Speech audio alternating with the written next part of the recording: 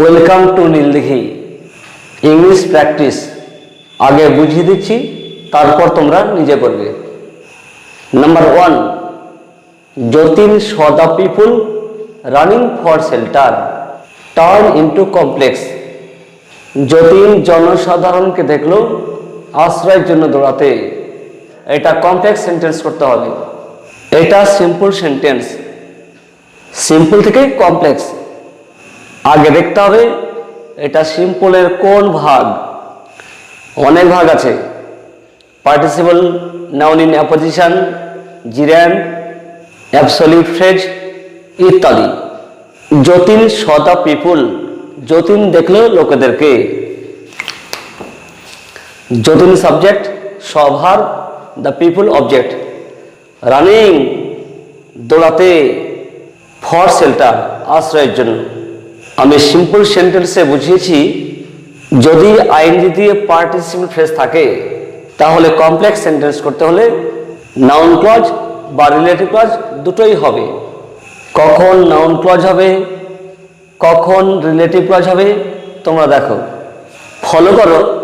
The people object, এটা noun. যদি noun হিসাবে ব্যবহার করা হয়, পিপল যেহেতু নাউন তাই কমপ্লেক্স করার সময় রিলেটিভ ক্লজ, নাউন ক্লজ দুটোই হবে। যেটা খুশি একটা করলেই হবে। আমি দুটোই করছি, তোমরা দেখো। আগে রিলেটিভ ক্লজ করছি। Running non finite verb, participle ফ্রেজে যেটা নন ফাইনাইট ভার্ব থাকবে তার আগে যে থাকবে তাকে নিয়ে বেশি ভাবতে হবে। Running non finite verb, running এর আগে কে আছে?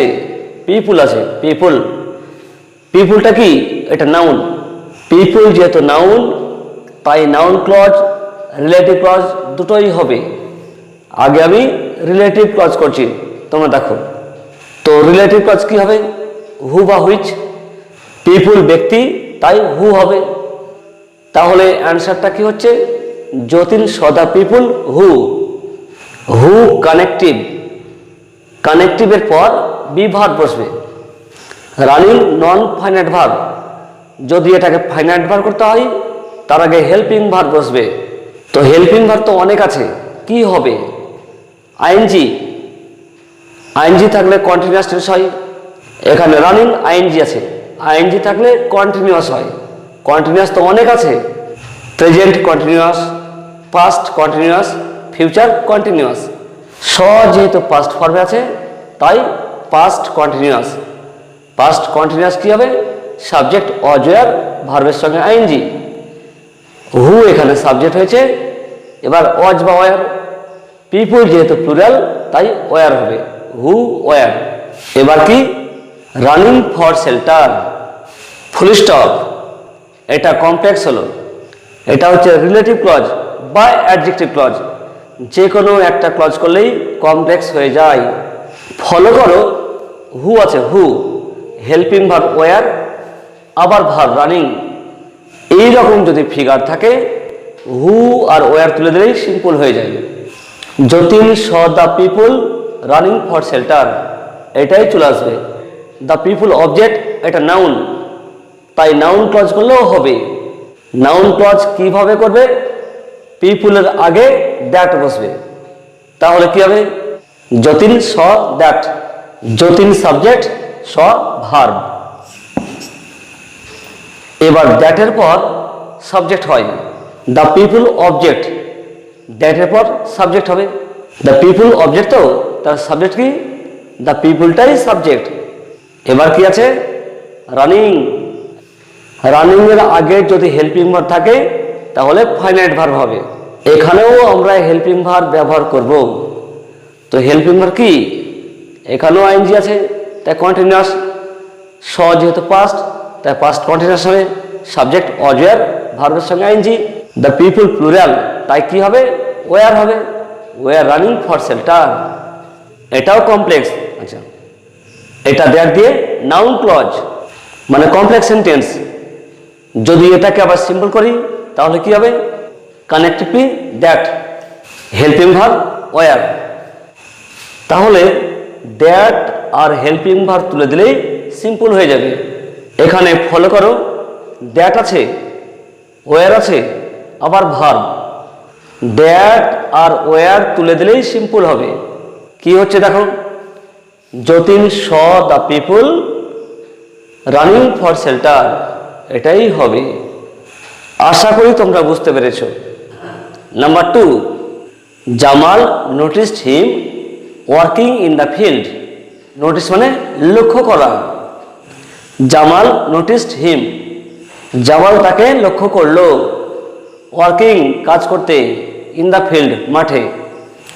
এটাও সিম্পল সেন্টেন্স, এখানেও আইএনজি দিয়ে পার্টিসিপল। তাই কমপ্লেক্স করলে কি হবে, রিলেটিভ ক্লজ বা নাউন ক্লজ হবে। এখানে ফলো করো, Jamal subject, noticed verb, him object. Object কি, হিম। হিম নাউন না প্রোনাউন? যদি এখানে নাউন থাকতো, নাউন বলতে রাম, শ্যাম, যদু, টাইগার, এলিফ্যান্ট, এইসব যদি নাউন থাকতো তাহলে রিলেটিভ ক্লজ, নাউন ক্লজ দুটোই হতো। কিন্তু হিম প্রোনাউন, যদি প্রোনাউন হয় তাহলে শুধু নাউন ক্লজই হবে, রিলেটিভ ক্লজ হবে না। বোঝা গেল? এখানে যদি হিম না থাকে, রাম, শ্যাম, যদু, পাপাই ইত্যাদি যদি থাকতো তাহলে রিলেটিভ ক্লজ, নাউন ক্লজ দুটোই হতো।